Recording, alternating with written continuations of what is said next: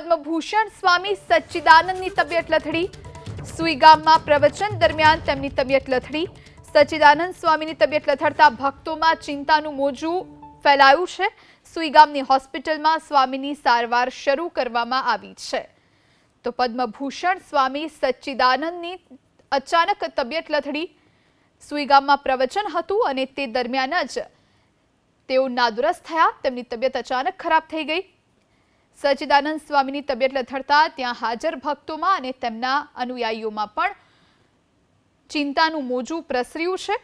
સુઈ ગામની હોસ્પિટલમાં સ્વામીને લઈ જવામાં આવ્યા છે અને ત્યાં તેમની સારવાર કરવામાં આવી રહી છે। તો સચ્ચિદાનંદ સ્વામીની તબિયત લથડતા ભક્તોમાં ચિંતા। શ્રી સચ્ચિદાનંદ મહારાજના ત્યાં અમે પધાર્યા છીએ। બનાસ મેડિકલ કોલેજ દ્વારા ડૉક્ટરોની ટીમ આવી છે। જ્યારે બાપુ જોડે વાત કરી ત્યારે બાપુએ એવી ઈચ્છા વ્યક્ત કરી કે એમનો અંગદાન કરવાની ઈચ્છા છે, બરાબર। બાપુની તો એવી જ ઈચ્છા હતી કે જીવતા જીવ અંગદાન કરી દે, પણ આપણા અમુક કાયદાકીય નિયમોના કારણે આપણે કરી શકીએ એમ નથી।